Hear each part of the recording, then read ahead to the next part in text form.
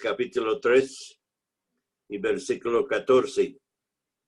Apocalipsis capítulo 3, versículo 14. Dice así: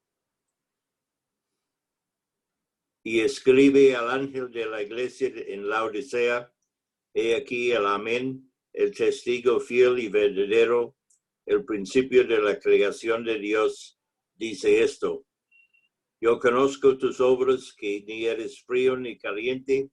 Ojalá fueses frío o caliente. Pero por cuanto eres tibio y no frío ni caliente, te vomitaré de mi boca. Porque tú dices: yo soy rico y me he enriquecido, y de ninguna cosa tengo necesidad, y no sabes que tú eres un desventurado, miserable, pobre, ciego y desnudo.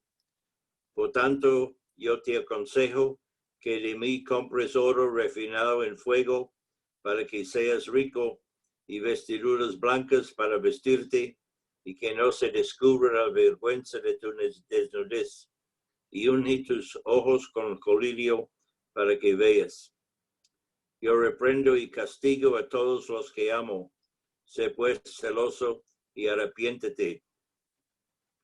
He aquí, yo estoy a la puerta y llamo. Si alguno oye mi voz y abre la puerta, entraré a él y cenaré con él y él conmigo. Al que venciere le daré que se siente conmigo en mi trono, así como yo he vencido y me he sentado con mi Padre en su trono. El que tiene oído, oiga lo que el Espíritu dice a las iglesias. Gracias, Señor, por la palabra tuya. Ahora estamos en la última de las iglesias de Laodicea. La palabra Laodicea viene de dos palabras griegos: leos, que significa pueblo, y dikao, que significa gobernar. Es una iglesia donde la gente reina o el juicio de la gente. Es el gobierno de un pueblo o una democracia. Entonces hoy vemos que miramos la iglesia donde la gente está reinando, donde la gente se pone en autoridad y la gente dice que deben o no deben hacer en la iglesia, no tanto como Dios dice que debe hacer o no debe hacer. Vemos que Laodicea fue situado en una parte conocida como Frigia, que ahora es Turquía, y fue fundado por Antíoco II en el tercer siglo antes de Cristo y nombrado en honor de su esposa Laodice. Fue una ciudad muy próspera en comercio y destruido en un terremoto en el año 60 después de Cristo. Sus productos eran ropas de lanas negras brillantes y costosas y polvos medicinales. Es interesante que se nota la iglesia de Laodicea en el libro de Colosenses. En capítulo 2, versículo 1, Pablo dice: quiero que sepáis cuán gran lucha sostengo por vosotros y por los que están en Laodicea y por todos que nunca han visto mi rostro. Sabemos que Pablo luchaba en oración por los hermanos de las diferentes asambleas en aquel tiempo, y también luchaba con la predicación del evangelio para que la gente llegara a conocer al Señor. En Colosenses 4:16 también dice: cuando esta carta haya sido leído entre vosotros, haced que también se lea en la iglesia de los laodicenses, y que de Laodicea la leas también vosotros. Entonces la carta, que la última parte dice que la Laodicea la leas también vosotros, no sabemos exactamente qué significaba esa carta. Hoy el lugar donde estaba Laodicea es una zona de muchas ruinas arqueológicas. Hay muchos resultados que quedan de construcciones de aquel tiempo que fueron tumbados en unos terremotos que destruían esa zona. En el tiempo pasado miramos que hay 4 maneras en que los mensajes a las 7 iglesias puedan aplicarse. Primeramente, en un sentido local, a las iglesias a las que estos mensajes fueran directamente escritos.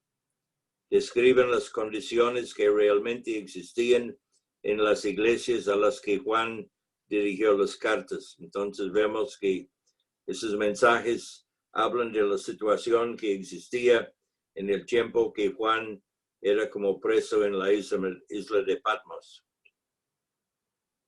La segunda manera para ver estos mensajes es en un sentido de exhortación a todas sus iglesias de todos sus tiempos, como un medio por el cual ellas pueden discernir su verdadero estado espiritual ante la vista de Dios. Las características encontradas en esas cartas han existido por lo menos en parte durante cada siglo desde el día de Pentecostés. Entonces vemos que hoy en día, por ejemplo, hay personas en iglesias como de Éfeso donde las personas han dejado su primer amor. Y hay personas en iglesias como de Esmirna que están sufriendo persecución. Entonces, cada iglesia que existía en aquel tiempo, también hay rasgos de esas personas, de esas iglesias que están en existencia hoy en día.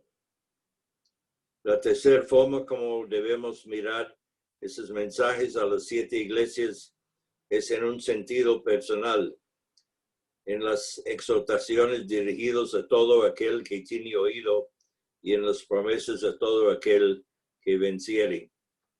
Entonces, cuando leemos esas cartas, si una carta habla a nosotros, una iglesia habla a nosotros, entonces tomamos en un sentido personal y aplicamos la lección a nuestras propias vidas.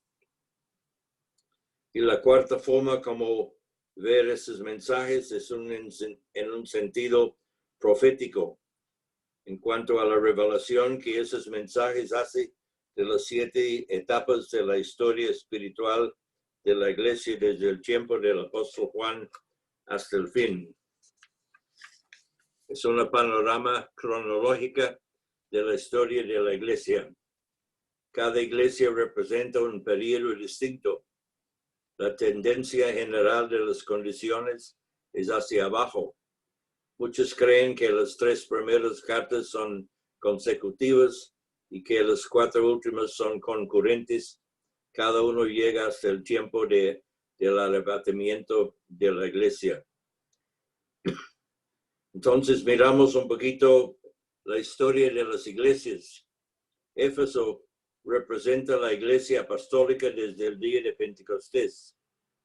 Muestra que tan fácilmente podemos perder nuestro amor por el Señor y hacer las cosas mecánicamente.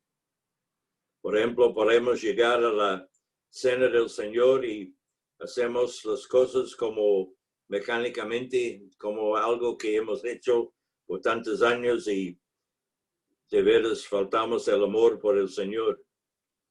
Cuando yo era niño, yo veía muchas veces hermanos que lloraban en la cena del Señor.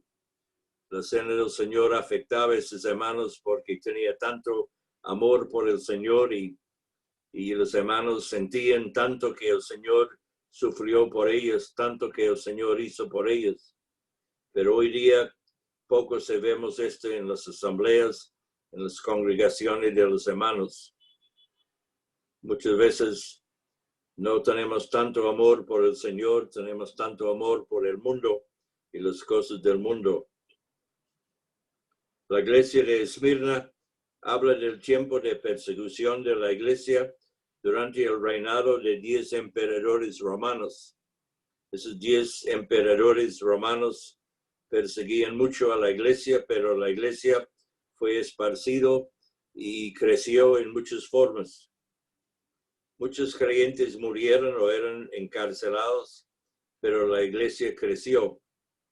Hoy hay cristianos que son perseguidos y martirizados en muchas partes del mundo. Hay gente que están sufriendo hoy en día por el Señor. Y no solamente de persecución física, pero también los creyentes están burlados por la gente del mundo y perseguidos en un sentido, en forma de burla, y también esa es una forma de ser perseguidos.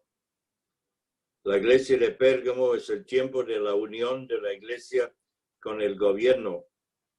El general Constantino ganó la batalla sobre el puente de Milvaín en las afueras de Roma y llegó a ser el emperador. Él había visto una visión la noche anterior con la bandera de los cristianos y escuchó una voz que decía, con este símbolo pelea, y así ganó. Se convirtió en cristiano y acabó con la persecución y promovió a los cristianos a posiciones políticas importantes. La gente se convirtió en cristiano de nombre para conseguir un buen trabajo. Así la iglesia se llenó de cristianos de verdad y cristianos de nombre. Así la iglesia perdió su poder espiritual. Hoy hay muchas congregaciones que creen que debemos apoyar la política y convertir el mundo, pero la Biblia no dice a nosotros tenemos que convertir o cambiar el mundo. Tenemos que predicar el evangelio para que la gente llegue a conocer al Señor. La iglesia de Tiatira fue el periodo de la historia entre 500 a 1500 años después de Cristo, donde la Iglesia Católica Romana dominaba el mundo.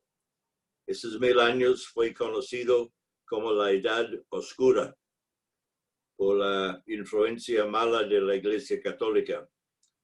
La gente vivía en ignorancia, superstición, miedo, pobreza y esclavitud espiritual. Fue prohibido leer la Biblia. La consecuencia de leerlo resultó ser quemada vive en la hoguera. También la iglesia, entre muchos errores falsos, vendió la salvación y la liberación del purgatorio por medio de las indulgencias.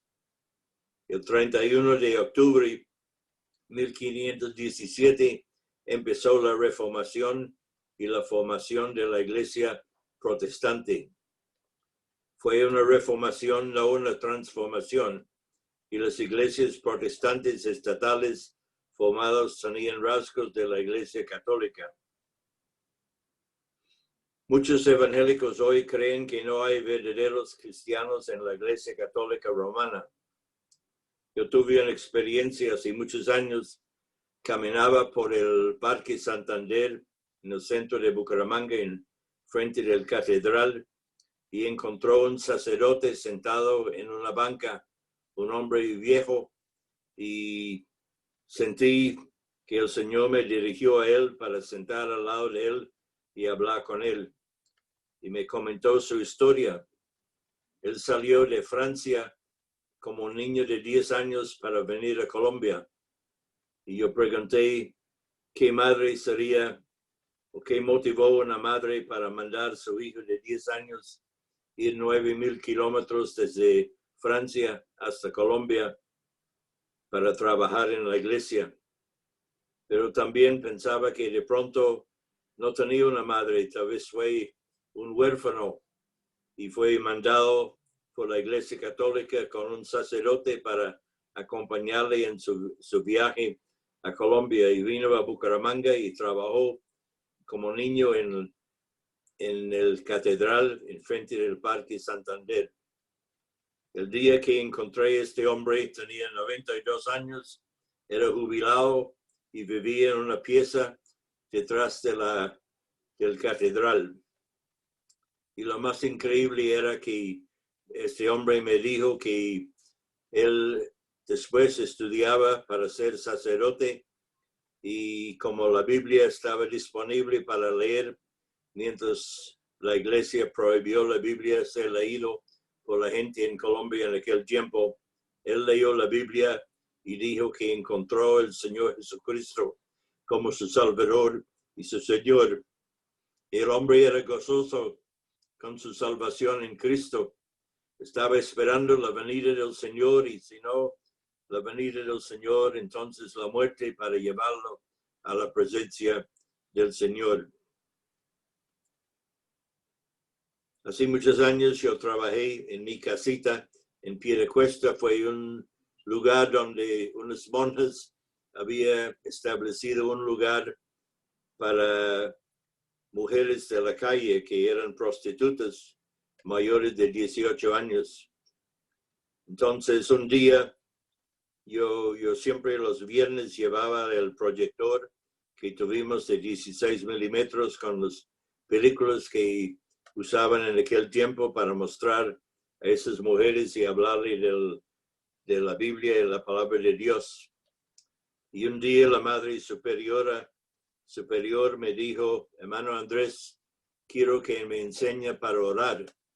Entonces tuvimos unos estudios bíblicos con ella, enseñándola lo que la Biblia decía sobre la oración. Y unos días después estuve en la casa cuando recibí una llamada, y la persona que estaba en el otro lado estaba tan entusiasmada que casi brincaba del teléfono y dijo: hermano Andrés, el Señor me contestó mi oración. Y yo dije: dígame. Ella dijo que siempre había orado para que el Señor nos da un lugar donde podemos tener un sitio propio para cuidar a esas mujeres de la calle. Y imagínense, estaba orando hoy y después de terminar mi oración, vino un señor a la casa mía, en mi casita, y me dijo: yo soy fulano de tal, era el dueño de la ferretería al día. Entonces él dijo: yo tengo una propiedad que quiero darles tengo un lugar propio para esas mujeres que ustedes cuidan por aquí. Esa mujer, esa Madre Superiora, siempre no tenía ninguna duda que era creyente. Ella aceptó al Señor y el Señor transformó su vida. Tenía una gran fe en el Señor. Los otros monjes me trataban muy bien, pero un día ella fue llamada a Bogotá, y cuando estaba en Bogotá ella murió. Y estoy seguro que fue matado allá por la misma curia. Estoy absolutamente convencido de esto. Era joven, y cuando regresé otra vez a mi casita, los otros monjes tenían miedo de mí. Entonces sabía algo que había pasado, y por eso yo digo que estaba seguro que la curia allá en Bogotá mataron a ella, porque llegó a conocer al Señor y puso su fe en el Señor y estaba tan animado para servir al Señor. Entonces hay personas en la Iglesia Católica que llegan a conocer al Señor, y aunque esta vez no salen de la iglesia, pero la Biblia habla de esas personas, que los que no han manchado sus ropas. Entonces el Señor sabe que hay personas en esa organización que son creyentes de verdad. La iglesia de Sardes es el periodo de la iglesia protestante y la formación de iglesias estatales. La Biblia dice que tú tienes un nombre que vives, pero estás muerto. En Alemania y en Europa se formaban la iglesia luterana. En Inglaterra la iglesia anglicana fue formada por el rey Enrique VIII, porque la iglesia católica no dejó él divorciar a su esposa. En Escocia, la iglesia que fue formada del Estado fue la iglesia presbiteriana. En los Estados Unidos, la iglesia bautista y la episcopal. En América Latina y África, la Iglesia Pentecostal Carismática. En Rusia y Grecia, la Iglesia Ortodoxa Rusa y Griega. En Egipto, Etiopía y Eritrea, la Iglesia Copta. Entonces, estas iglesias fueron formadas que fundamentalmente eran muertos, pero tenía un nombre que vivía como Iglesia del Señor, pero muertos. Y por eso llegamos a Filadelfia en el principio del siglo XVIII y XIX, que el Señor hizo un despertar en hermanos en Gran Bretaña, Europa, Estados Unidos y el Caribe. El Señor los motivó a los hermanos a estudiar la Biblia con temas tales la venida del Señor por su iglesia y la verdadera forma de reunirse, no en nombre de una denominación, sino alrededor de la persona de Jesucristo.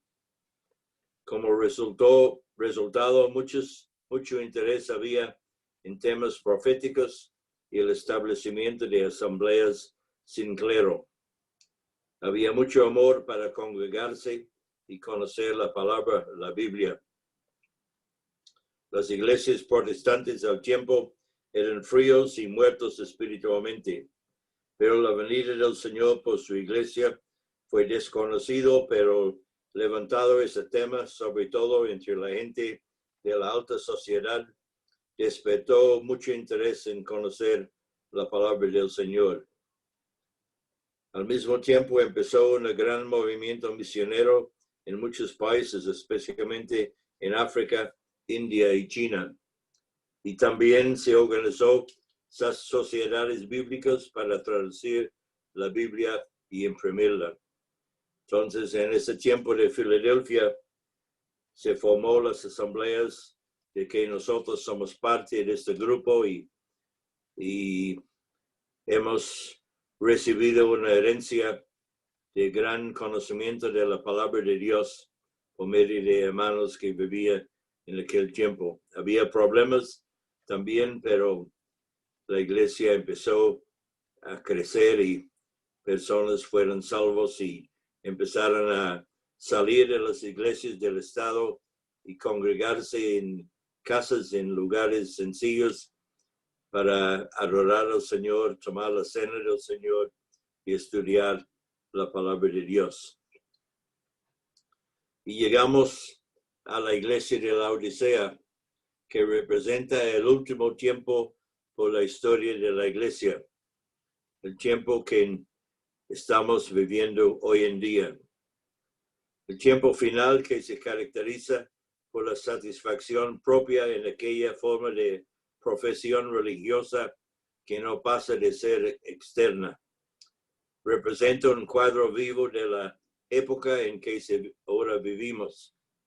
La vida lujosa sobreabunda en cada lado, mientras que muchos están muriendo sin conocer el Evangelio de Cristo.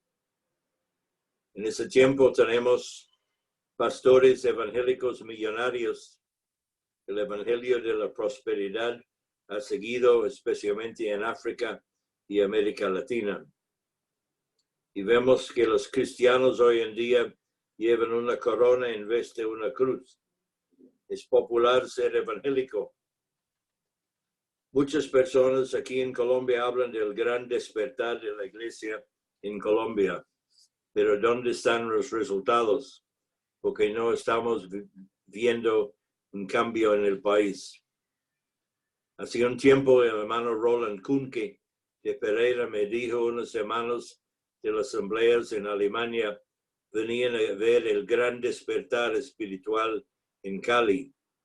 Cuando llegaron a Cali, ellos cogieron una serie de taxis para ir a diferentes partes de la ciudad, pero los taxistas no los llevaban a muchos barrios por el peligro. Y ellos preguntaban, ¿dónde está el despertar espiritual? Hoy en día muchos creyentes evangélicos somos más aficionados a la política y a los deportes que a Cristo.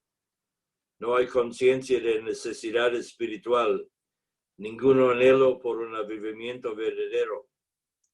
Y es interesante que cuando hay un importante juego de fútbol, muchos hermanos faltan asistencia en las iglesias. Damos lo mejor de nuestra vida a los negocios y luego damos los sobros de una vida malgastada al Salvador.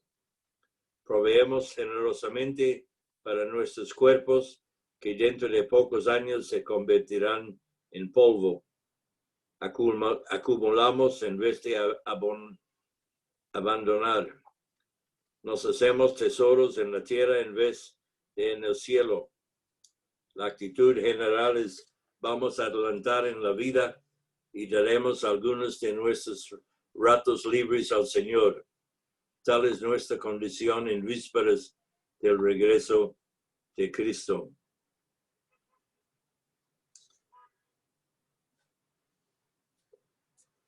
Miramos versículo 14.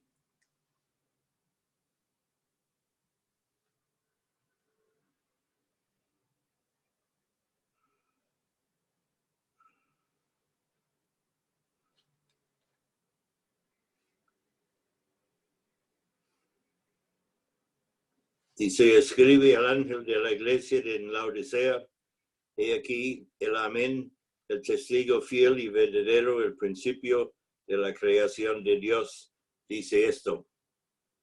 Como el amén del Señor Jesucristo es el cumplimiento de todas sus promesas de Dios. Además, es digno de toda confianza en su testimonio acerca de Dios. Él es el manantial de toda la creación de Dios, tanto en lo material como en la creación nueva. El principio de la creación de Dios es un título de preeminencia que recibe como creador. Él nunca tuvo principio, Él es el origen de la creación de Dios. Versículo 15 y 16 dice: yo conozco tus obras, que ni eres frío ni caliente. Ojalá fueses frío o caliente. Pero por cuanto eres tibio y no frío ni caliente, te vomitaré de mi boca. Entonces vemos que Laodicea es una iglesia nauseabundamente tibia. El Señor habría preferido que fuera extrema en su oposición en su favor, pero era bastante tibia como para engañar al observador descuidado y hacerlo creer que era una iglesia de Dios. Nosotros nos gusta una bebida bien fría cuando es un día caliente, o una bebida bien caliente en un día frío. Pero cuando alguien nos sirve un café tibio, es algo que no nos gusta tanto. En versículo 17 dice: porque tú dices, yo soy rico y me he enriquecido, y de ninguna cosa tengo necesidad, y no sabes que tú eres un desventurado, miserable, pobre, ciego y desnudo. Además, la iglesia de Laodicea se caracterizaba por orgullo. Yo soy rico. Autosuficiencia. Me he enriquecido. Autosatisfacción. De ninguna cosa tengo necesidad. Ignorancia. No sabes que tú eres un desventurado, miserable, pobre, ciego y desnudo. Hace unos 500 años había una conversación entre el Papa Juan X y Erasmo de Rotterdam, de Holanda. Erasmo era un traductor de la Biblia en muchos idiomas. El Papa dijo: la Iglesia Católica es muy rica. En Hechos capítulo 3, Pedro decía: oro y plata no tengo. Y el Papa Juan X dijo: no podemos decir como Pedro, oro y plata no tengo, porque tenemos mucho oro y plata. Y Erasmo dijo: cierto, y tampoco puede decir a un cojo, en el nombre de Jesucristo de Nazaret, levántate y anda. Tienes dinero, pero no tienes poder espiritual. En versículo 18 dice, por tanto, yo te aconsejo que de mí compres oro refinado en fuego para que seas rico y vestiduras blancas para vestirte y que no se descubra la vergüenza de tu desnudez y unge sus ojos con colirio para que veas. Fue aconsejado por el Señor a comprar oro refinado en fuego, la justicia divina que se compra sin dinero y sin precio, como dice Isaías 55:1, por la fe en el Señor Jesucristo. 1 Pedro 1:7 dice, para que sometido a prueba vuestra fe, mucho más preciosa que el oro, el cual aunque perecedero, se prueba con fuego, sea hallado en alabanza, gloria y honra cuando sea manifestado Jesucristo. Y en Salmo 12, versículo 6 dice, las palabras de Jehová son palabras limpias, como plata refinado en horno de tierra purificado 7 veces. Y dice también comprar vestiduras blancas, que habla de la justicia práctica en la vida cotidiana. Pureza y santidad manifestados en Cristo. Eso es el ornamento de santidad en el cielo. En Mateo capítulo 17, versículo 2, cuando habla de la transfiguración, se dice, se transfiguró delante de ellos y resplandeció su rostro como el sol y sus vestiduras se hicieron blancos como la luz. Y David dice en Salmo 51:7, purifícame con hisopo y seré limpio, lávame y seré más blancos que la nieve. Después hay el consejo de ungir sus ojos con colirio, obtener visión espiritual por la iluminación del Espíritu Santo. La unción del Espíritu Santo nos da el discernimiento para conocer la verdad. En 1 de Juan 2:20 dice, vosotros tenéis la unción del Santo y conocéis todas sus cosas.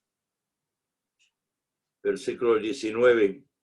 Yo reprendo y castigo a todos los que amo, sé pues celoso y arrepiéntete. El amor que reprende y castigo, que habla en Hebreos 12.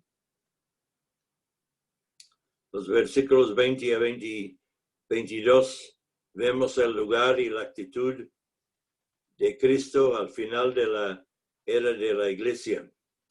Está fuera de la iglesia profesante. Invita a los individuos, no a la iglesia entera, a salir de la iglesia apóstata para gozar comunión con él mismo. Como dice aquí, yo estoy a la puerta y llamo.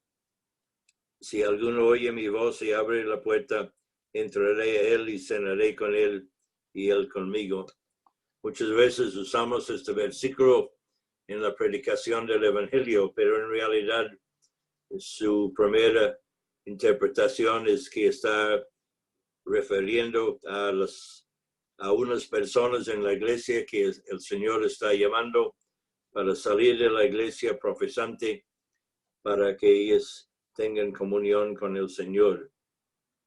Y es interesante, en ninguna parte de la Biblia nos dice que tenemos que salir de una iglesia para formar otro. Como muchas personas cuando están de desacuerdo en las congregaciones donde están, que salen para formar otro grupo de personas que tal vez tengan los mismos problemas que ellos tenían antes. En Hebreos 13, versículos 10 a 15, hay unas palabras muy importantes que dicen, tenemos un altar del cual no tienen derecho de comer los que sirven al tabernáculo, porque los cuerpos de aquellos animales cuya sangre a causa del pecado es introducido en el santuario por el sumo sacerdote, son quemados fuera del campamento. Por lo cual también Jesús, para santificar al pueblo mediante su propia sangre, padeció fuera de la puerta. Eso es fuera de la puerta de Jerusalén. Salgamos pues a él fuera del campamento, el campamento religioso, llevando su vituperio, porque no tenemos aquí ciudad permanente, sino que buscamos la porvenir. Así ofrezcamos siempre a Dios por medio del sacrificio de alabanza, es decir, fruto de labios que confiesan su nombre. Entonces, termina este capítulo 3 de Apocalipsis diciendo: al que venciere le daré que se siente conmigo en mi trono, así como yo he vencido y me he sentado como mi Padre en su trono. El que tiene oído, oiga lo que el Espíritu dice a las iglesias. El vencedor se promete que compartirá la gloria del trono de Cristo y reinará con él sobre la tierra durante el milenio. Y así termina esa iglesia de la Odisea y esas 7 iglesias que son llenas de instrucciones para nosotros, y mi deseo es que cada uno de nosotros, inclusive yo mismo, que miramos por medio de esas iglesias para que el Señor permite hablar a nuestras vidas. Si hay algo que el Señor tiene que cambiar en nosotros, que Él lo hace para que seamos más conforme a sus propósitos en nuestras vidas. Vamos a orar. Damos gracias, Señor, por su amor, su misericordia para con nosotros. Damos gracias por estos mensajes, estas 7 iglesias que muestran el estado espiritual de su iglesia a través de muchos siglos. Y damos gracias que tú has grabado esos mensajes para nosotros. Ayúdanos a aprender las lecciones para que aplicamos esto a nuestras vidas, para que podamos beneficiarse también de esas lecciones. Damos gracias por cada uno que está con nosotros y pedimos que si hay alguien escuchando esta reunión que no conoce al Señor Jesucristo, que ellos ponen su fe en el Señor y reciben a Cristo esta noche, teniendo la nueva vida en el Señor Jesucristo mismo. Damos gracias por este día y encomendamos a cada uno a ti, Señor, en el nombre precioso tuyo. Amén. Que el Señor le bendiga y tenga una buena noche. El Señor le bendiga.